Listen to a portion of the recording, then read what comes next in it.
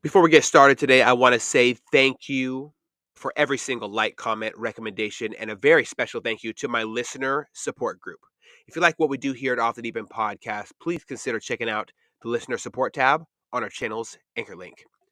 Without you, we would not be able to continue the great work we're doing with these conversations, breaking down boundaries and helping heal each other by sharing our stories, our trials, our tribulations, and how we process them. Let's jump straight into this episode.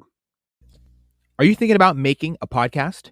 Spotify has a platform that lets you make one, and if I can figure it out, you definitely can too. You can create your own content all in one place for free with zero hangups and even earn money as soon as you get started. Spotify lets you record and edit episodes from your phone or computer so you can go mobile, just like I enjoy to do. My favorite thing about it is that you can create video episodes if you wish and upload them to wherever podcasts are heard. You can even set up subscriptions or, if you're like me, listener support options for listeners to help you grow. I 10 out of 10 recommend the Spotify for Podcasters app. Or, why don't you just step over to www.spotify.com/podcasters to get started on your own podcast. What's happening, everybody? Welcome back to another episode of Off the Deep End Podcast. As always, I'm your not so broken host, Eddie, and I'm sitting here with my brother, Frankie. I'm so thankful for... Sorry, go ahead. Continue. Okay, I'm sitting here with my brother, Frankie, and I'm so excited to have him. Just sipping on some liquid death, as always. It's delicious. It is delicious. Yeah. I actually heard about it from Nikki. And the Nikki Free. The Nikki Free podcast. He's quite an inspirational and amazing individual. I love him, man. He's a good guy. Yeah. Yeah, but we're not here to talk about him. Sorry to talk about you. We're talking about Off the Deep End and me. Yes, right. We're gonna get a little reckless up in this thing. Okay. So why don't we start with the nitty and the gritty, and hopefully not as shitty as some other episodes that we've had. What was your childhood like? Oh man, what was my childhood like? Wow, I didn't know we were gonna get like that. I was born in Los Angeles in a very gang-infested neighborhood. So, and we were poor. Actually, it wasn't too gang-infested to begin with, but the childhood that I remember, like middle school years, I was in a little city called West Covina. And just to paint a picture, honestly, Dad was always in between jobs. Mom actually had a good job as a nurse, an oncology nurse. So, but they just didn't know how to manage money well. So we were poor, and just to kind of paint a picture of the neighborhood and the school system that I went to a middle school with it was over 3,000 kids, mainly Spanish, Hispanic. Yeah. And if you think about that, not too many places have a middle school that big, right? Maybe a couple hundred. Because middle school is when it happens. When your balls start dropping, the ovaries start jumping. I think man. It's like the opposite, right? Balls and ovaries. So the ovaries go up, I would say. Yeah, I guess so. Right? I'm not, yeah, it does make sense. You're probably smarter about the human anatomy than I am. Even though I probably should be. Considering my son's turning 18 on Saturday, I should know more about this kind of stuff, But no, so let's just say my first day of middle school, Edgewood Middle School, which was the old USC Trojans campus. And the Trojans just got too big and they turned that college into a middle school. And there were an average of 2 drive-bys a year. There were 5 school fights that included weapons every day. And on my first day of orientation, they found 2 dead bodies in our dumpster, so we had to evacuate the school. So that just kind of paints a picture of the environment that I lived in. That's a pretty vivid picture. Yeah. I don't. A lot of people haven't observed the things you're talking about. Thankfully, good for them, right? Yeah, definitely. But that's a shell shocker in your. Was that something you grew up around, so you were used to it? Yeah, I mean, it was Los Angeles. I didn't really it seemed normal. It was normal to me. So it was a culture shock moving up to Washington. So I moved here when I was about 13, 14. And, coming from a predominantly minority-based school to like 95% white, it was a big difference. and I didn't know how I'd fit in, but honestly, I loved it. I wasn't your typical Filipino, Okay. like all my cousins were driving around in their Rice Rockets and Honda Civics that were souped up, lowered, and listening to R&B while I was listening to Pearl Jam and Nirvana, and I wanted a truck and a surfboard, and they always made fun of me. So when I moved up here, it was like, man, this is like kind of hippie heaven for me, Yeah. So yeah, it worked out. That's awesome, dude. Yeah. Oh Yeah. my goodness. Pearl Jam, Nirvana, so many amazing artists, and a lot of them used to come here and perform all the time. Oh yeah, my favorite bands were all Seattle-based bands, so it was just like, all right, I feel like I'm home in a way. Don't get me wrong, I was into a lot of different kinds of music, but that's just kind of what spoke to my soul. Yeah, I And- think music speaks to people in different ways. So True. I Yeah. think it's able to kind of sync up with who we are at the root of our being. Sure. Like I'm not gonna lie at all. I love bumping some Taylor Swift. Yeah. I'll play Taylor Swift up and down this place all week. Oh man, I Yes, love you for saying that. I just do. Like I can get down with some Taylor Swift, Adele, Yeah. Leona Lewis.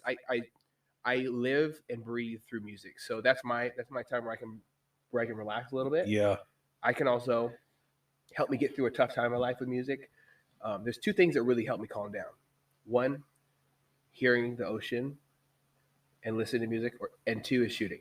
So I can't always shoot. Shooting's expensive at this point. So sometimes I just Is play it some because the music. ammo is expensive? Is that why? Yeah, ammo is expensive.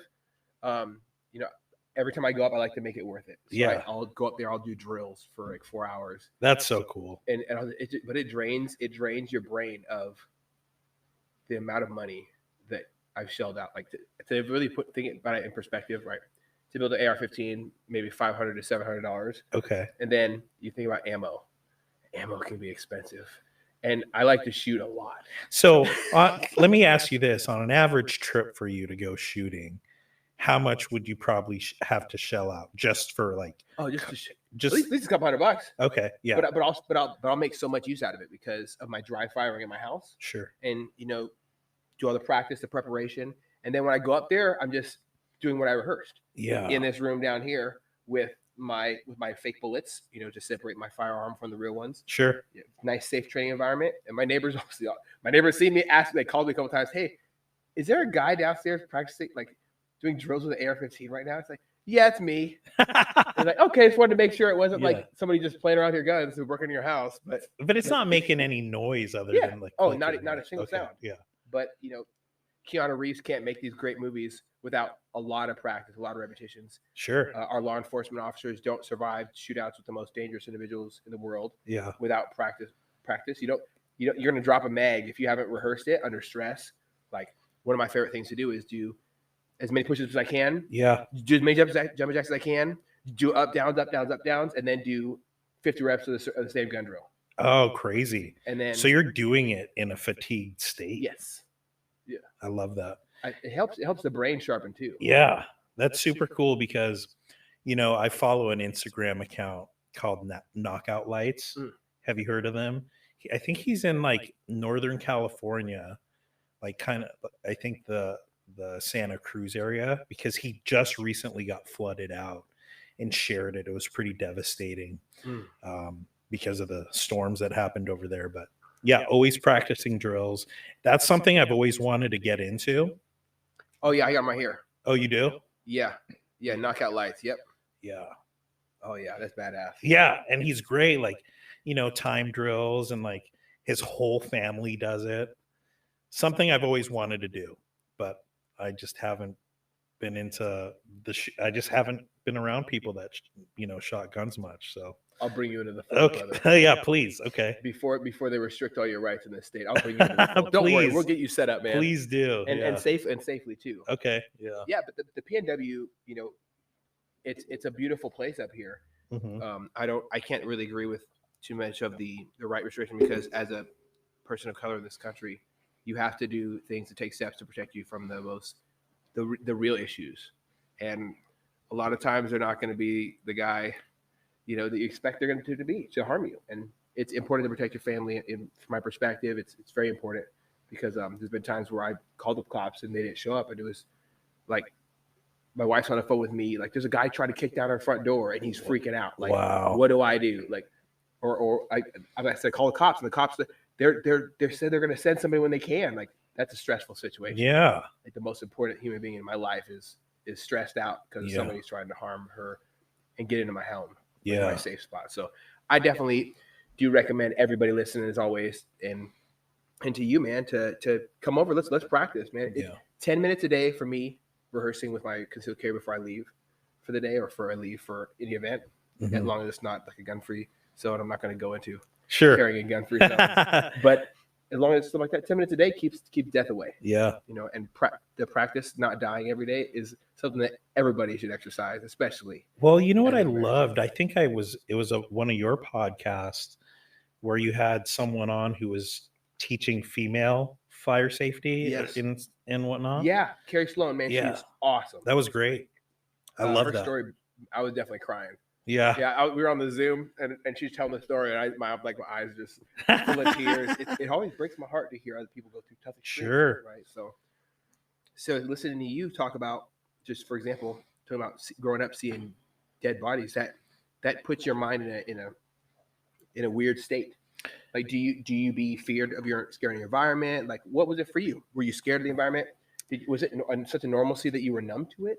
Yeah, I would say there wasn't much reaction. We just knew what not to do to put ourselves in those situations. Like what? You never make eye contact with people, right? You just don't. I remember one time we were at this place called Raging Waters, which is a water park in Los Angeles County. And I remember my cousin, we were just kids, and he rolls down his window and he's like, "Nice car." And the guy takes out his gun and he's like, just starts cussing. And, you know, we were jaded. People are jaded. Really, wow, that's scary. You know, or you just, and this has actually happened here too, where you just make eye contact with someone. They're like, you're trying to search, shit right now? Yeah. I'm like, no, I'm not, It's a mess. Yeah. Oh. Yeah. People are just so quick to judge, based off of a look. And, I've had it when people have told me too. They're like, "I thought you never liked me. You gave me this look one time at the gym." You mean when you were working really hard, sweating profusely, and lifting heavy shit? Yeah, and I was like, smile. I was like, I have no idea what you're talking about, but I love you, so don't even. Yeah. Oh man, yeah. And you're not that at all, right? Every time I see you, at Body Shop or at a show, I'm always just, one thing that stands out to me about you is you're very charismatic and you have a great attitude, and it shows through your. It's like some people in this world are just beams of light and happiness because they've seen serious lows in life, and you have to be in some seriously low valleys to appreciate the high ones. So I definitely appreciate the energy you bring. Oh man, thank you, dude. And I love that you said that leading up to it, like, it's just because I've seen those low, those low points, and a lot of it mostly self-inflicted, because of my own decisions, my own paths in life. And it's just made me realize what's more important, and creating relationships and living life for other people. That's what it's about for me. So I love that, dude.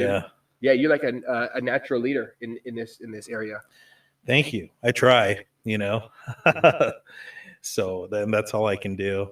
But yeah, man, living California you just didn't really, again, you grow up with it. You just adapt to your environments.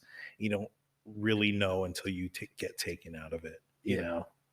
And then people wonder why I'm not making eye contact up here, Yeah, habits. Yeah. And one of the things that stood out to me as I was growing is be ready to, at any moment, for life to completely crumble and change. I think the first time I ever got shot at was I was just driving in Boeing I was in the back seat of my stepdad's Volvo, right? Mm-hmm. And so we were passing his workplace, just headed back after he was up at the Boeing store or something like that. And bullet comes through, shatters the front I don't know how cheap Volvo was making their stuff, because I've seen bullet holes go through the cars nowadays, Sure. and the glasses don't always shatter. Yeah. But the glass exploded, shattered everywhere. So completely broke. Completely devastated. Yeah. Well, at least a portion of it, and it blew at me. Glasses all over me. I was like freaking out in the back seat. Wow. My dad's like trying to like maneuver the car without exposing himself while trying to protect me with his body. It was very weird. Was this just a random shooting? Yes. Out of nowhere. Wow. And right next to Boeing. Like, what goes on next to Boeing? Yeah. Traffic usually. Yeah, that's too bad. Yeah. You know, like, just, I mean, I just wonder what the motive is behind that. You know, you must have hated brick colored Volvos. Like, oh, those freaking Volvos. Yeah. I mean, you just never know. Like, have you ever been a victim of racism? Oh, hell yeah. Yeah, I've been. I mean, obviously, like, I figure, you know, but like, you just don't know. You just don't, yeah, I definitely had ups and downs, highs and lows with dealing with people who, the violent ones are the ones that really bother me. It would leave me coming home asking myself, you know, and those are those moments of your life. Ask yourself, would it be different if I was a different skin color? I wasn't, me personally, I wasn't really, you know, accepted by some people around me who were all the way black, like fully black or whatever. Oh yeah, a light skinned motherfucker or whatever. Yeah. And then I had people. So you kind of had the war, like. Yeah, they tell me I'm acting white, like my mom's white. Like, how am I supposed to act? I hate Am I supposed to act in a way that doesn't show that I do things from like an intellectual standpoint?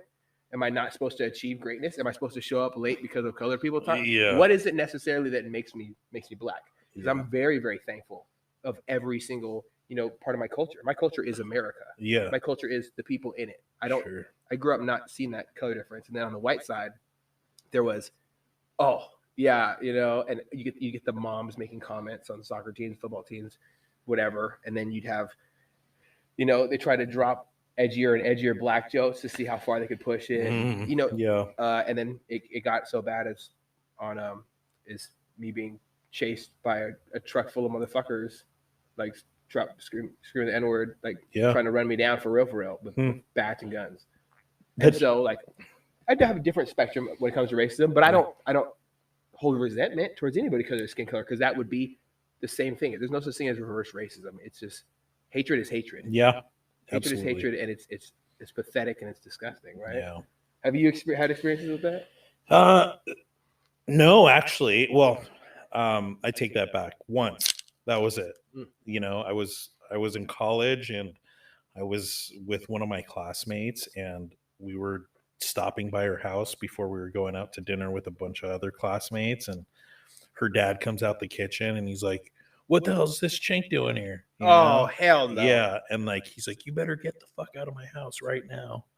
And how small must his dick have been, dude, to just freak out like that and try to discourage you from being who you are? That's disgusting. Yeah, and I was just a friend of hers, you know. It wasn't like I wasn't doing anything, you know. I was standing in the kitchen. She told me to wait while she got changed or something, and so that was the only piece of racism, and I just didn't know how to act around it, you know. I was so young and naive to it.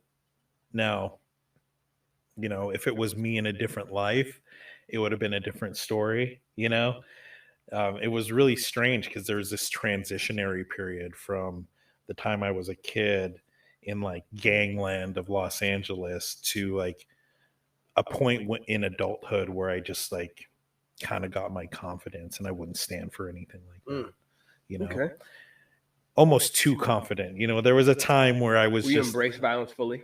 I did for a little bit. I don't think anybody should. There's nothing wrong with that. Like, I think you have to understand what it is to be peaceful. Truly, you have to understand what it's like to be the opposite of peaceful, to be chaotic, to be violent, to react emotionally, so you can react with better judgment the next time. You have to punch somebody in the face for pissing you off, so that you can understand that next time maybe I shouldn't punch him because now my hand's completely broken. Yeah, it's happened to me. Like, I made a mistake of punching somebody the wrong.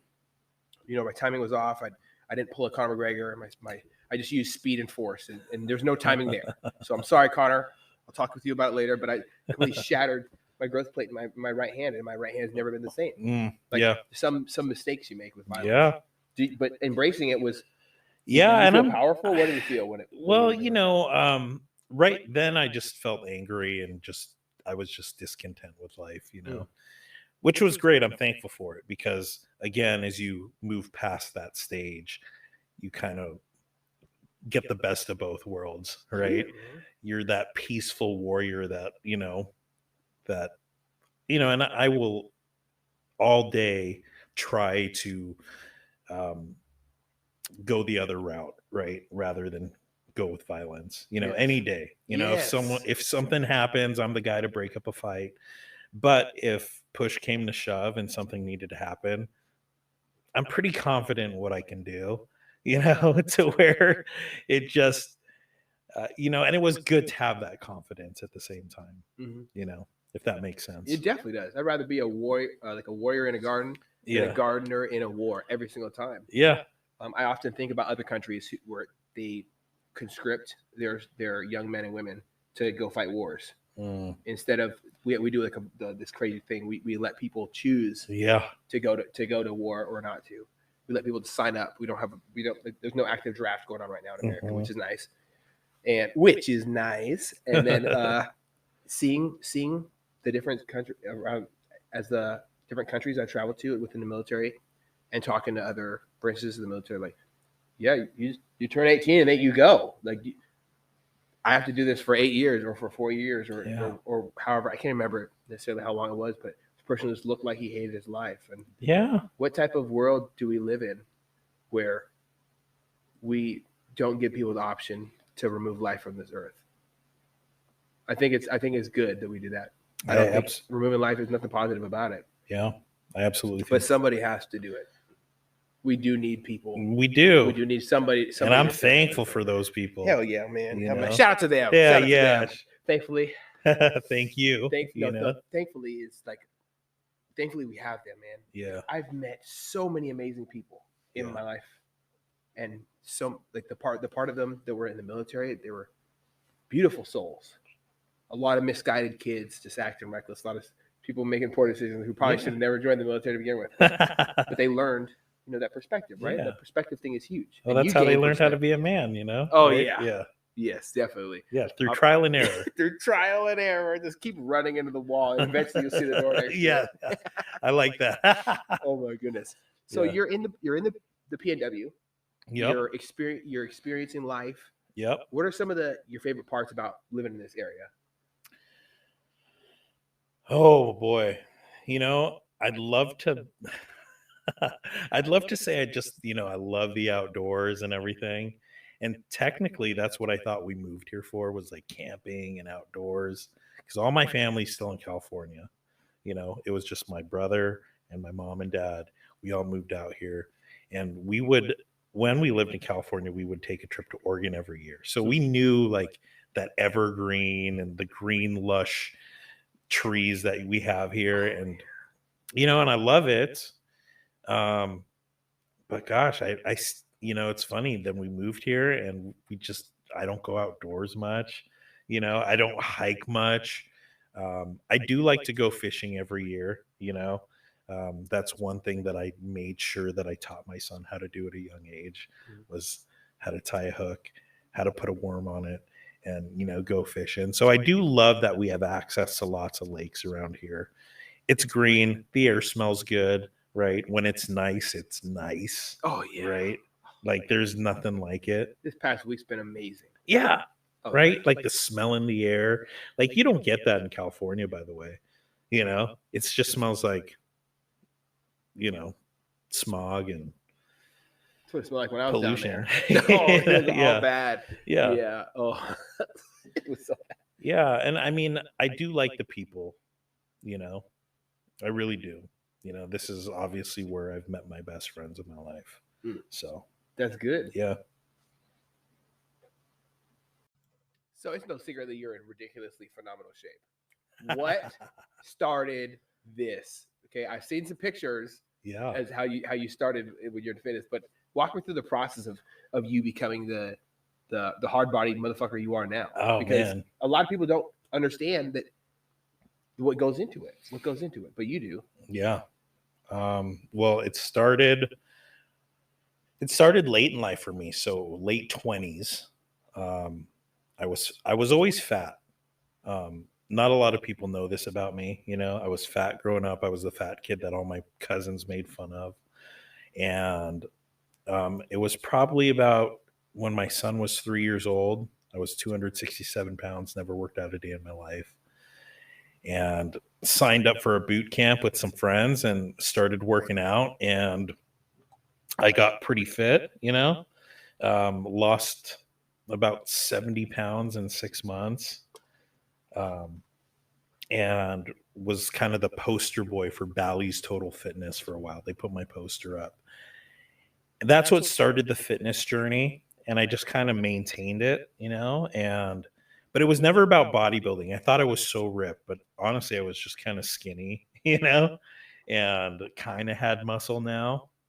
And then I started getting into like Spartan races, those things are awesome. Yeah, the obstacle course like races. Adult obstacle courses. Like Yeah. You remember the relay races we used to do in like field days Mhm. in elementary school?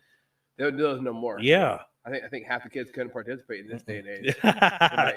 Too soft. They'll have a heart attack, or their knees are going to be too painful.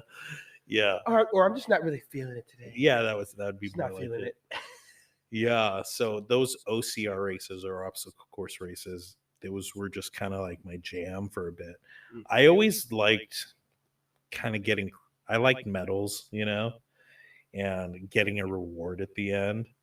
But at the same time, we're not winning money. We're paying like money to do this, more money than we get, right? Yeah. The training and the work that we put into it, that's a lot more than a medal, right? So, yeah. And then one day had a lot of friends who were working out and doing bodybuilding shows. One person in particular, Bambi Garfield. I was about to say, was it Bambi? Yeah. Yeah, Bambi was just like, I'd always see her and her husband, Ed. Shout out to them. They're great people, great friends of mine. And they kind of piqued my interest, and Bambi brought me I went to Emerald Cup in 2019, saw one of my friends, now husband, win the overall in men's physique. So Jarrell. Yes, Mr. Benton. Yeah, exactly. Yeah, so I saw Jarrell win. I was like, that's so cool. And I knew Lana. And then Bambi brought me to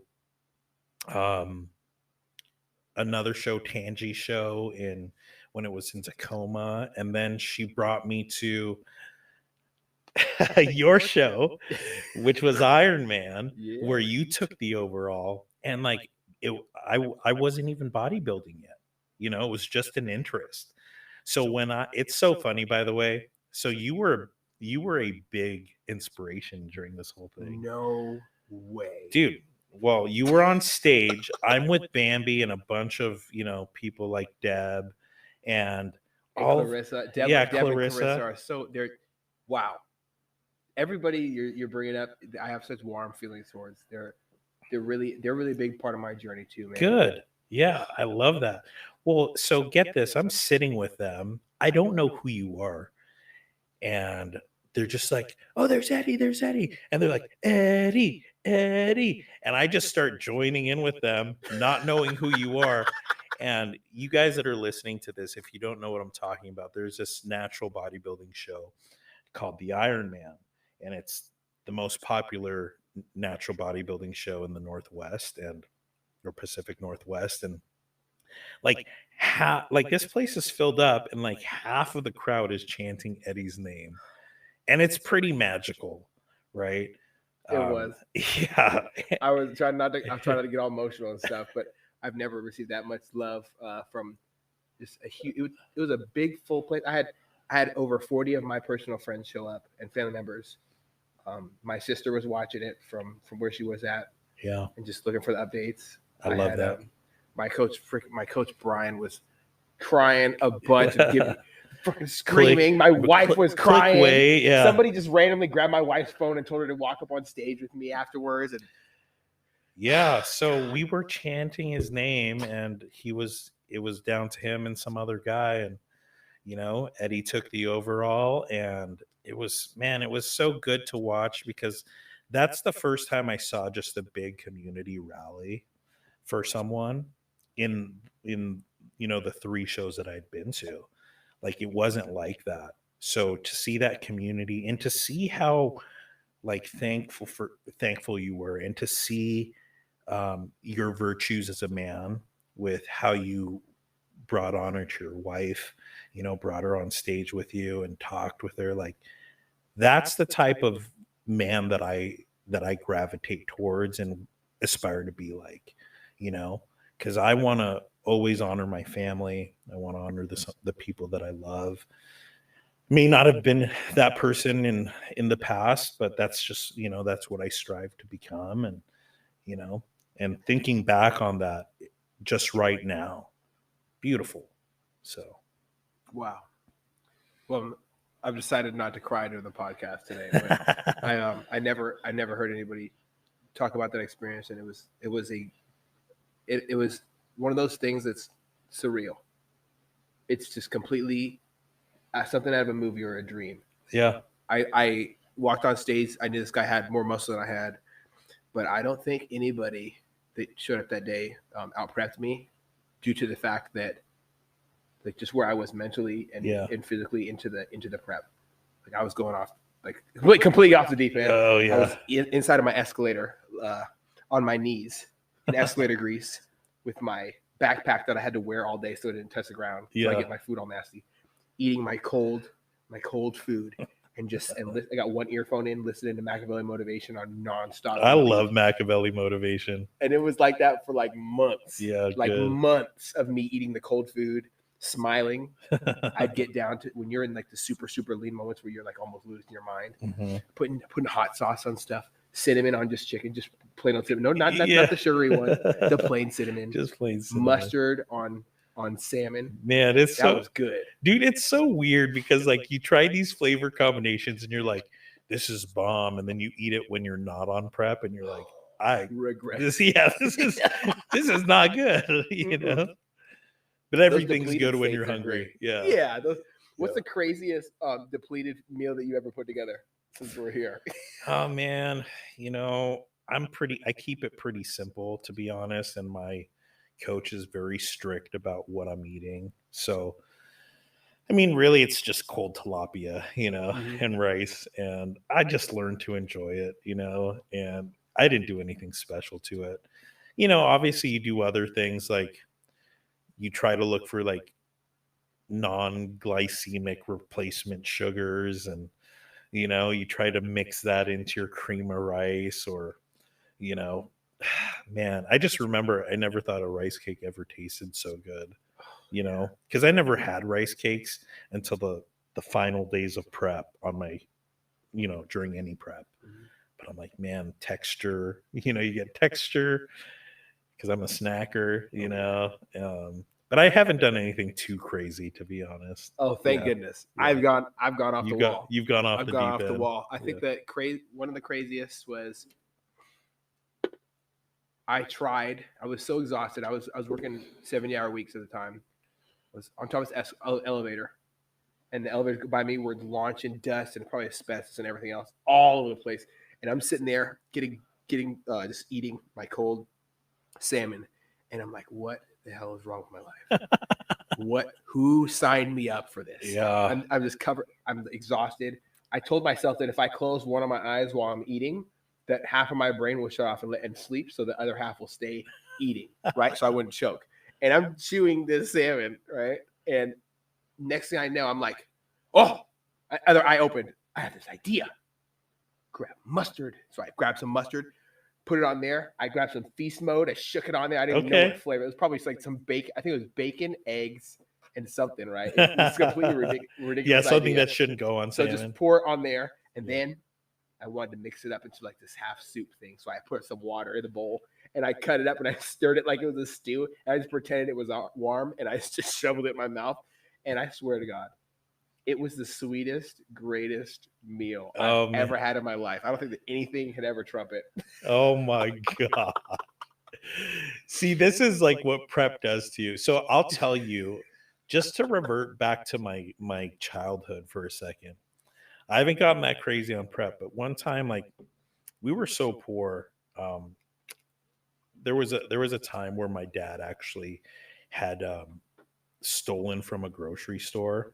So it was my brother and I were in the car, and then all of a sudden, like, dad's like, "Hey, I'll be right back," and all of a sudden we see him sprinting towards the car, and a cop literally chasing after him and like tackles him right on the hood of the car. And my brother and I start scream crying, like, what is going on? And why is the cops like tackling dad? And you just see 2 packets of ham like fly out of his hand. And it's that shitty, like, block ham, Oh, the yeah. one that's like perfectly square, Oh, or yeah. rectangle. Actually, there was a time where I couldn't eat that ham for the longest time. Well, I haven't, because it's the cheapest stuff and I just don't buy that. But yeah, so that's another picture. But like, there was a point where we didn't have food, and we were watching this movie called The Little Man Tate. It was a movie back in, I think, the 80s. And this kid like doesn't have a family, and he like mixes ketchup with water, and he's like, tomato soup, you know? Yeah. And Another prep food. yeah, and then my dad was like, that's actually a good idea, you know? And like, we would have like this tomato soup made out of ketchup. Mm. And but here's the thing, back in the day, like, again, when you're hungry and you got no food, like, that shit was great, or like tortillas, and like he would just spread like the free butter packets that he'd steal from the restaurants or the store, and just like spread them on the tortilla. And I'm like, this is great. I did tortillas and sugar, or just sugar on bread, and I called it an air sandwich. Oh Me yeah. and my sister used to go like, bam, smash it together, couple it up. This is like just 9/11 just happened. My mom was working 3 jobs. I, of course, being the great leader and big brother that I am, decide that instead of cooking food, we're gonna instead of wasting the macaroni and cheese, we're gonna stay out for dinner. While mom's at work. Smart. Yeah. We're gonna have air sandwiches. So we ate that. We just ran Just around sugar the yard, and jumping on the bread. trampoline, sugar and bread. Hey, I love that. Nothing man. but a rush. Yeah. Man. Poverty does crazy things to how the mind works. Yeah. Yeah. It puts you in like a potential permanent state of fight or flight. Mhm. For some, I definitely felt that. Was it like for you?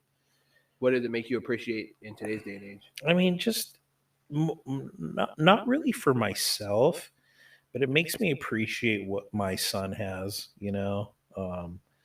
what I'm able to do for him, and what he's, because it's not just me, right? His mom and his stepdad, and his grandparents on his actual stepdad side, like, I couldn't be more blessed. We've got a beautiful relationship.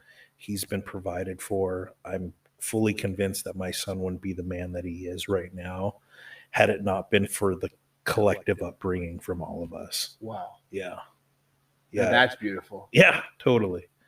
Because how many times have you heard, somebody just rag on the other partner in the creation of a child? So many times. So many times. It's actually that's normal, Yeah. right? You don't hear my story a lot where, like, we spend holidays together, yeah, man. And I'm proud of my kid. I don't know how I got so lucky, I mean, who knows what he's doing behind my back, but from what I know, he's a good kid, Yeah. And I mean, he's a lot more responsible than I was. I mean, he's more responsible at 18 than I was at 28. Oh, That's good. Yeah. I mean, that's a huge check in the box, because I hear every single father and every single mother as well, almost all of them, in my life. I try to have the best people in my life, so I never have bad influences when it's my turn to have kids. And all them say that all they want is their children to have a better life and be better than them, and be nothing like their own parents. Yeah. Because every time there's a new generation kicking off, that direct line of knowledge is so important. And the grandparents, of course, they have great lessons and stuff, but for a lot of my friends and their families, they want to break the cycle of something, Sure. whether it's domestic violence, alcoholism, drug addiction, just being a mean person, eating with the same TV trays that their grandpa had. Ain't nothing wrong with that, though. Talking to people in elevators, you see the commercial, right? Oh, yeah. Yeah. But regardless, just trying to have a better impact on the future. And wow, man, to hear that is awesome. Yep. Yeah. What's it like to have a son? Because I don't have one. Man. I can't, it's nothing that can ever be explained. I don't think, no one can ever be ready for it, for parenthood. You can never prepare enough, and you just don't know. Right. But what I will tell you is that for me personally, it's just another thing to be better for. Had I not had a son, I probably wouldn't have got fit in the first place. So to go back into like how I became what I am today, I didn't start working out because of myself. I started working out because I remember he was 3 years old and I couldn't bend down and play with him. I was just getting tired and I'm like, man, is this what I want to be for him? And so I started working out and, but yeah, man, being a dad it's just so fun seeing the different stages as well. You get to see the brains light up. You get to see, from when they start actually like computing as an adult, which is trippy. Even now it's starting to change. I can see what he likes on Instagram and I'm like, huh. That's like adult content, but he is an adult, I guess, but yeah, man, it's cool. That's all I got to say. I love it, man. I can't wait to have my own. Yeah. Do you plan? Yeah. We have a plan for, hopefully we got a bun in the oven by October. Okay. That's soon. I'm going to be honest.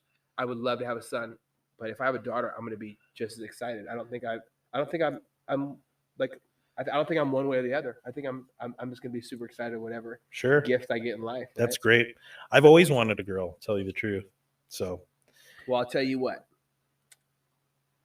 I have a friend, and she is really pissed off at her daughter right now. There might be a chance. That's so funny. Oh boy.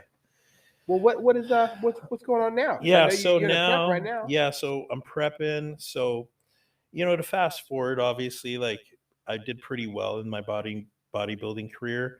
2021 was my first competition. Was supposed to compete in 2020, but we all know what happened then. And I didn't know if I was actually going to be good at it.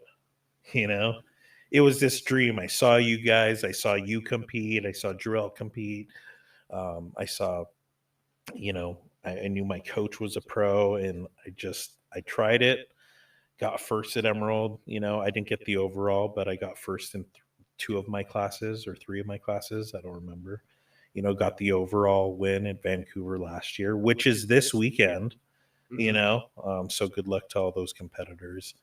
But now I'm going to do Pittsburgh on July 19th, and it's a Gary Udit show. It's a master show. So for us old guys, you're still young, right? So you've got some ways to go. But for me, I just, when I competed in Vegas last July, all the guys were like 10 years younger than me, or that seemed to be the average, 10 years younger. And they all had like 20, 30 pounds of muscle on me. Oh my goodness. Yeah. Which is crazy to think about. Right? Yeah. So I'm just a little guy. I placed 10th there. So we're going to try we'll see if I put on some more mass this year. I think I did. Try to get my pro card. And I don't know if I'll stick with bodybuilding after that. Mm-hmm. But here's the crazy thing. Did you know that the Mr. Olympia the Olympia is introducing a master class? Oh my goodness. Yeah. So that's going to be pretty serious. If I become a pro, then there's a possibility that I could be an Olympian, So I might try for that. So it's like this endless ceiling. There's no ceiling. It's just an endless window of opportunities there. Yeah. And, I don't know what else I have going for me, so I'm just going to trust the process. I'm going to trust God with whatever is in front of me at the moment. And right now, that just makes logical sense, right? That's my next indicated step. Go through this prep, if I hopefully I make it through, right? We know preps. And you just don't know what tomorrow's going to bring, right? Like the goal is get through prep without injury so I can compete at that show in July, right? But anything can happen in 4 months. 100%. Right. Yeah, I definitely didn't anticipate tearing my shoulder and having my bodybuilding party come to an end. Yeah. So, it's very interesting. I think one of the best ways to prevent injury at all in bodybuilding is to have a safe job. So, like that. Is that how you tore? Is that how you did it at work? Yeah, at work. At work. And it just popped, dude. And I was like, I know what this means. No. Yeah. And I was like 212 pounds at the time. Really? I was 212. I was trying to get to 220 and then maybe cut down to 200 flat. Okay. But I didn't think I was gonna. I think I might have ended up at like 212 if I was gonna cut, because I was relatively ridiculously lean. Yeah. And that's pretty nuts. How much did you weigh at your overall win? I was probably on stage 160. Okay. Got it. It was like a pretty significant amount that I put on after there. But leading up to it, I had a really, really solid approach of just, okay, let's just I'm never going to outsize people. I started off at weighing 120, 4.9 pounds. Wow. You were just a little guy. I was a twig when I got in the military. I was injured. I was mentally injured, and just not feeling too great about life and myself. And I knew that I'd make a crazy, ridiculous change. Yeah. So I started ingesting that mental stuff. Yeah. And when you start putting in positive mental stuff in the brain, sure, I think life kind of figures itself out once you have that positive mindset. Oh yeah, it's crazy because there's scientific proof that the molecular like the way that your cells transform when you feed it these energies, right? Mm-hmm. Like, and what it does, like physically as well, like it's phenomenal. Yes. 100%. I had no idea. Yeah. The levels that would unlock when I hear Greg Plitt said, same things he says, or Les Brown saying, "Don't stop. Yeah. Running towards your dream." Yep. Be unreasonable, and that's how people were talking about me. Yeah. They were telling me I'm completely unreasonable. There's no way to reason me out of or persuade me to divert from my path when it's time. I'm going to lunch, to paid for lunch. They were like, "Here, we're gonna have steak, and you can use all the P card, use all the money you want to use." I'm sitting there eating, like shoving my face, not listening to a word. Anyways, headphones in, just completely checked out of the world. And that definitely took a toll on my relationship, of course. But I've been trying to be less immersive when it comes to goals. Yeah, good. And when it comes to fitness, I definitely have had times where I needed. It wasn't like I want to go to the gym, or I want to go feel good, or I want to be better about like life or how I feel. Look, I really never really focused on how I looked personally towards myself. I needed something to help me. Like when I came back from the military, they talk about the transition often and how, they're having a tough time coming back from the military because you're dealing with so many different things. I think that we all have serious struggles in life. And the first thing I do is when I recommend fitness to anybody who's going through a tough time is remind them of, have you ever felt like complete horseshit when you leave a workout? Yeah. And the answer is usually no. You feel accomplished. You got the dopamine levels released. You accomplished something. You controlled one part of your day. Yeah. And you were in the driver's seat. The whole world can be crashing down. And if I get a workout in, at least I kick something's ass. Mm-hmm. Right? What has it been like for you? No, that's the same thing, man. Like it's just that any bit of accomplishment, because here's the thing, I'm pretty rough on myself emotionally and mentally, so like I keep a task list, to like throughout my day about things that I accomplish, and just to physically see it, right, is just like seeing those little wins and those little notches on the belt. Like, that's what keeps me going, you know? So, yeah, fitness is definitely the same way for me. So I could relate to what you said about it. Do you think there's, you know, I don't think there's even a question. Like, there's definitely a mental health crisis we're facing in the world, in society. Absolutely. What are some of the ways that you think that other people can, handle those situations? Man, that's a good question, especially in men, just because, and that's something that I've really been trying to focus on lately and be very vocal about is how serious I take mental health. And hopefully that maybe someone else will see how vulnerable I'm being. Because I think a lot of people just aren't vulnerable with where they're at and they're afraid of the connotation that it has, with being weak. Because people want to look like they have their shit together, right? And I get that. I still do that. When inside, maybe I might not be feeling that way.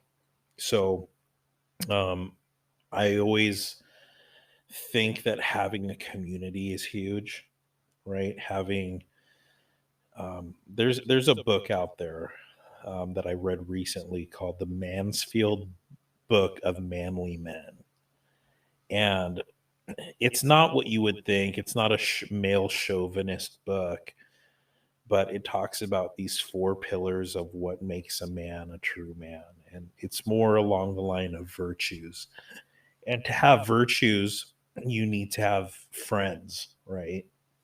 So to step outside of your comfort zone is one of them, because I was never, so I'll be honest, like when I was growing up, my dad was abusive, right? I told you I was made fun of by my cousins. So I really didn't have male figures around too much. Or when I tried to have them around, they just weren't a safe place for me to go to. Mm. So it was really hard for me in adulthood to have a slew of male friends. I would gravitate towards women, because I found them easier, softer to talk to, More and nurturing and stuff. more nurturing, exactly.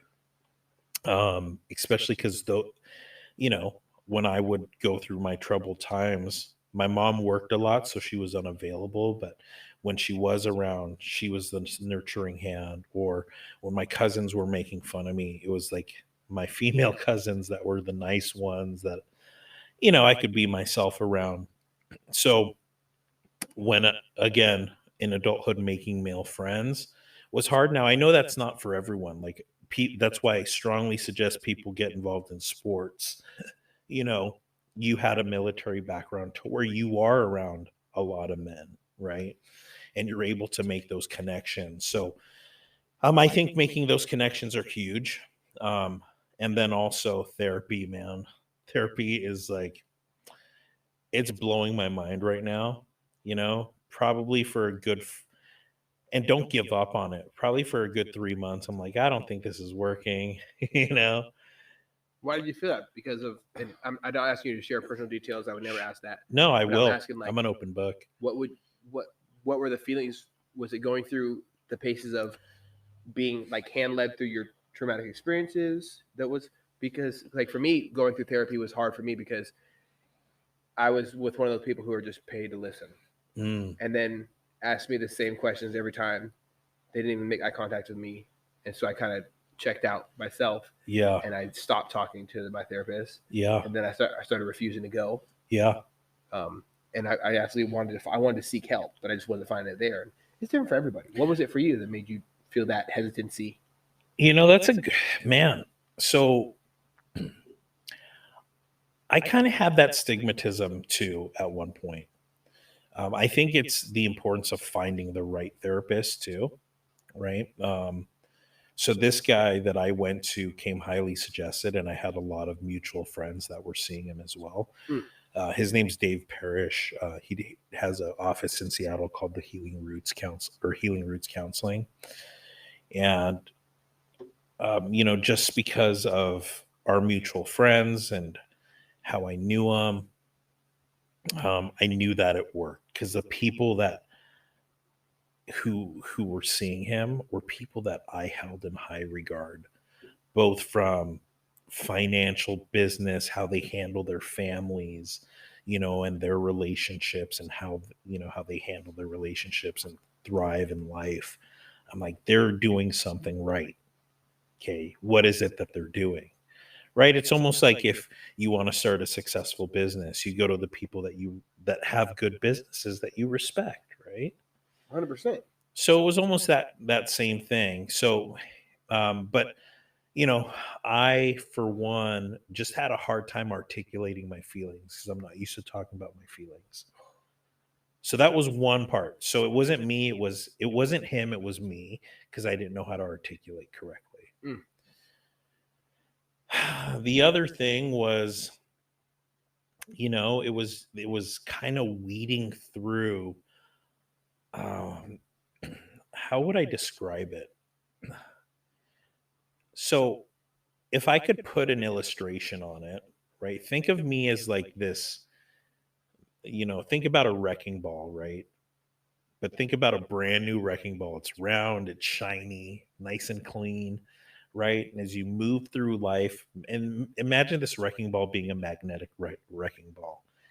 And as it moves through life, it's like the junkyard of life, and it starts picking up all this shit, right? That starts sticking to it.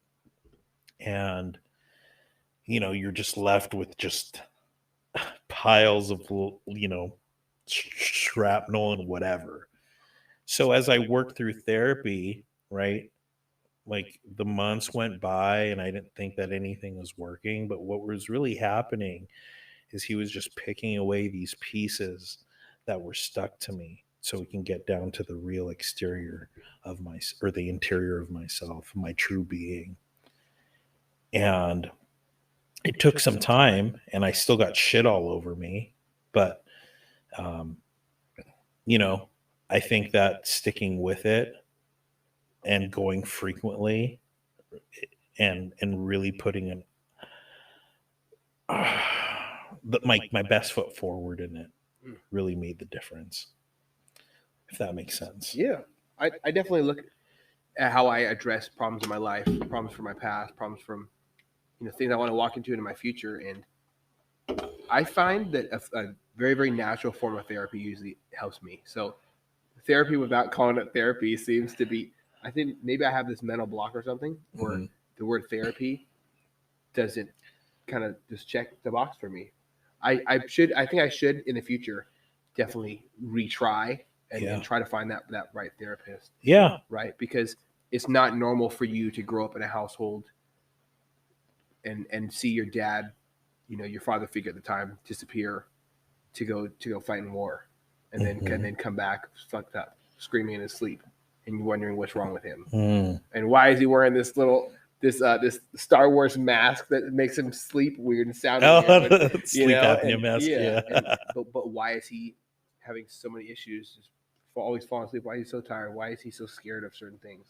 Why is he uncomfortable? Why is my strong leader vulnerable to things that I don't understand? And then, when I lost my grandfather, who was my guidance in life, my compass, and I was kind of completely thrown off of like direction and guidance in life. I was pissed off at the world. I found out about my real dad not being in my life because he chose not to be, because he was out doing whatever, and it definitely broke me as a young man. And being a broken young man leads to a broken teenage man. Totally. And a broken man. And it's not helpful. There has to be some point of working through the problems that we experience in life. Absolutely. I think I would be a really shitty human being if I didn't want to be better before I have kids, or not be better, but want to be better. Yeah. Just the seeking, I think, is a big piece. And to piggyback on like finding the right person, right? It's almost like if you think about relationships, right? You date a girl, right? And it doesn't work out. You just don't shun all women from that point, right? You wait till you find the right person. Yeah, it's patience. Right? So it's like, yeah, you're not, maybe it's going to be a couple therapists until you find the right one, right? That can really get down to the core of it. And someone that has, obviously I want to have someone that has passion in what they're doing, right? Who also works like a therapist that has a therapist themselves, right? Mm-hmm. And to go back on like kind of the stuff that you were talking about, I'm going to reference a lot of stuff because I do a lot of work over mental health. Please do. There's this book called It Didn't Start With You. I forgot the author's name, but I think it's Mark Wyman. But it talks about hereditary traumas, which is crazy that that people like, and there were hundreds of tests done on this, like actual scientifically backed tests that you can inherit trauma from up to 3 generations.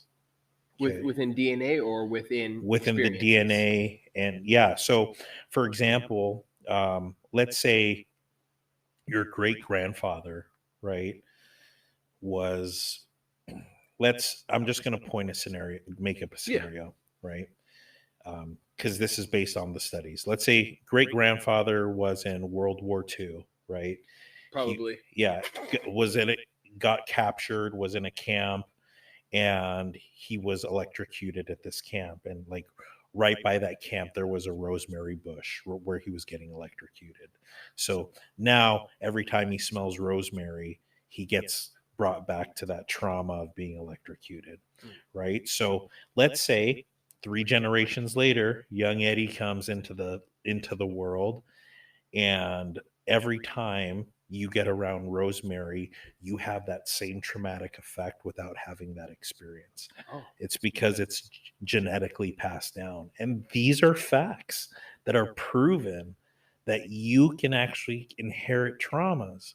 How fucked up is that, right? No wonder I hate black licorice. It has to start somewhere, Jackson. It has to start somewhere. And like, what's crazy too is like I'm just into this portion of the book where it says like people, they did this study over 35 years with I think over 400 subjects. So that if you don't have it talked about their relationship with their parents, and if people had strained relationships with their parents, right, like 92% of the people that had strained relationships were like, how do I say this? I'm not a scientist or a scholar, so they basically were more apt to get diseases like, like deadly diseases, like a genetic predisposition. Yeah, I think is what it's called. to like cancers and whatnot. Like I'm definitely like I get my blood checked regularly for, everyone in front of me, my dad's side of the family has died from cancer. Oh, okay. Or that I know of. There's one that died. My grandpa died of suicide. Oh, after he came back from the Vietnam War. Wow. So that's a little different, but it like everyone else, there's like just strains of cancer, heart disease. Yeah. So what do? I watch what I eat. I watch my health. But and that helps definitely. Yeah. But there's also this other side of the coin that people don't know about because they don't talk about it too much, and people just aren't familiar with it. But people that have had good relationships were less likely to develop cancer and like these deadly diseases, which is also crazy, right? Now, doesn't mean, because it goes into like, well, what if my parents are dead and I had a terrible relationship with them? It can all be reversed. It goes into that. So it's a beautiful read if you're looking into that kind of stuff. Yeah. Well, I'm gonna have to call my mom and apologize for all the things I did growing up after this, man. Oh my god, that's crazy. I'm gonna have to check these books out. Yeah, it's great. What other mental health work have you been doing outside of that? So a lot of the therapy that I've been doing is around inner child work. I do a lot of groups as well, but if you don't know about inner child work, it's the majority of people out there, they're pretty shitty to themselves, right? Like maybe you might be pretty confident on the outside, but how are you like when no one's looking? Oh god, I treat myself like shit. Yeah, like like for me, like, man, I punish myself for the relationships that failed. I punish myself for the work that I didn't do today, and I just, And these are the things that I say to myself, I would never stand for if someone else said it. Right. Now the inner child work is like, pretend like you're saying that stuff to you as a child, like innocent you, right? And it's weird because if you actually picture yourself, so my therapist had me print out this picture of myself as a kid, young, innocent. And if I'm like, you're fucking ugly, like you should have done better, like it makes you really like think about what you're saying. And it's heartbreaking what you say to yourself. So if you're actually talking to yourself as a kid, you're just full of love and compassion. You're doing the best you can, I love you. Right. And it's so crazy. Yeah. That breaks my heart because, I think back to watching like Love and Hip Hop or I think I can't remember what it's called, where they do like the therapy sessions. They bring in Dr. Ish and the judge, and they bring on celebrities, and it's this weird moment where they're talking to their younger self. Oh, okay. They do it there. And it is overwhelming. You see these people break their little acting performance of being this persona they've developed over years to fit society's quote unquote necessities for them to be that, right? Yeah. Everyone spends so much time in this world, and especially in the lane of Hollywood and acting and artistry and things like that, being somebody else, and they treat themselves like absolute dog shit to get there. What would happen if everybody practiced that? Like I like you mentioning it made my eyes like kind of like tear up a little bit, because I think about how I treat myself when I'm in my moments of criticism, and I'm definitely harder on myself than I am on anybody else who I care about in my life. Yeah. And there's moments where I yell at people I care about, like, what the hell do you think you're doing? Why would you do that to yourself? You deserve so much more than that. Why would you judge yourself this way or talk about that? You call yourself weak or fat or pathetic? Don't fucking say that shit. You're pissing me off. Because if somebody else said that to you, I'd be pissed. Yeah. But you say it to yourself so easily. But I say things to myself like, oh, you're scrawny as fuck again. You lost all the work you put in over the years of bodybuilding. Yeah. Your left shoulder sits forward more than the right one. You'll never, ever be normal again after your shoulder injury. Or, wow, you really pissed off Rhiannon today. What type of shitty husband are you? You left for the military for 4 years, and now here you are making her weep because I'm not, connecting to her as the husband I should be, trying to connect on her. I'm too focused on my ventures in life. And I think I talked to myself really poorly. Yeah. And that was like a kumbaya moment or come to Jesus moment for me. Dude. When you say that, that's scary. Yeah. And it takes a lot of deep emotional work, to kind of break that cycle. So usually what'll happen is if I'm in those moments, I spiral. Right? And I just go into almost like a fuck it mode, and I'm just like, I'll say what I want, So I really have to consciously take a step back. Usually I'll call someone. So this is, again, some of the work. Call a friend, right? Because what happens when you're in self, you give yourself away. So you get out of yourself by talking to someone else, right? How's your day going? When you rat yourself out, I'm not talking to myself very well, be vulnerable with someone. Okay. Hang up the phone. I do a lot of meditation as well. Breathing exercises, right? It's huge because how many times a day are we not present? Pretty much most of it, right?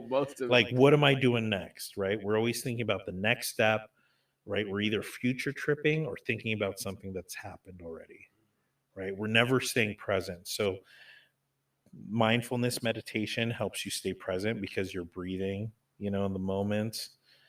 And then, I usually try to say a prayer, regardless if you believe in God or not. I don't consider myself religious, but I do believe in something. And I pray to that something, and I say to that something that I call God, and I think God's too big to fit in one religion too, even though I do have somewhat Christian values, I still I don't discriminate, like if it's making you a better person, fucking believe in that, believe in your own conception of God. That's fine. But I pray to whatever my higher power is. And I say, God, please give me the strength to change what I'm doing right now. Right. Like if it's not good for me, and if it doesn't serve my highest self, then please help me change this up, and then it's just like, and I repeat, rinse, repeat, right? As many times as I need to. But yeah, I think a big thing too is just having those advisors, like those strong spiritual figures, those strong figures that just have a life that you just know those people, right? That are like living selflessly almost. 100%. Right? Yeah. Those are the people who I chase. Yeah. I got asked after my buddy watched that clip of Matthew McConaughey saying, "Who I chase, just me in 5-10 years, whatever." He does this great, excellent speech. I love that. It's an amazing speech. And he's like, "Well, who do you chase?" I said, "Me? Definitely not me in 10 years. I chase everybody who I'm around." I said, "Well, why aren't you going to say the same?" I said, "No, I'm around people who are chasing their next vision, right?" So I always try to follow people in their light. And a great way to gain more wisdom, more knowledge is to be a humble student of life. Exactly. I might make jokes here and there about things, but I really don't think that like having an ego is really, really dangerous. It is. I try to avoid it altogether and just be a student of life, learn from people around me, observe from a distance, people who I really admire, like you. Like how many 2-minute conversations have we ever had? Yeah. No, none. This is like the first time we actually sat down and spoke together for a while. Yeah. And like got real with stuff. Right? Yeah. I try to be real with stuff as much as possible. So yeah, even if it takes 9 podcasts. Well, I appreciate you inviting me out here, like it's been a long time coming. And, like, obviously I didn't have the time to ever tell like how big of an impact you've made on my life. And,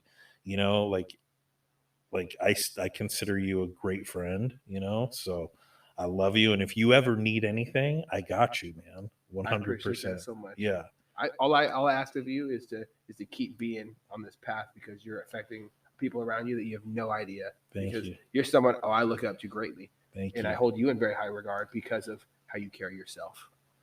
Yeah. I really do appreciate your time. I appreciate your insight. I appreciate you covering these topics because I think they're not talked about enough. Yeah, absolutely. It's very normalized. It's starting to get normalized now for ladies to talk about what they experience in life, and women's support is going through the roof. I'm really loving it, especially since it's Women's History Month. Yeah, right? That's awesome, right? I think ladies deserve so much love and appreciation. Absolutely. It's important for us men to remember as well to check on each other, and I'm glad that you're doing that and checking on others as well. Yeah. So thank you for sharing your journey, and thank you for your time, my brother. You're welcome. Thank you. Absolutely. Yeah. And thank you for every single listener. This has been another episode of Eddie Lowry Off the Deep End Podcast. I hope you enjoy this as much as I did. There's nothing more important than understanding and observing and being appreciative of the journey that we all take in life. Everybody has something that they can provide through storytelling. I hope these are tools for your tool belt so you can fix some things that aren't looking too right in your life. And make sure to check out his link in the description so you can follow his journey, because we got some shows coming up. It is what it is. He looks great, smells great. He's going to crush it. Much love, y'all. Thanks for listening, and bye-bye.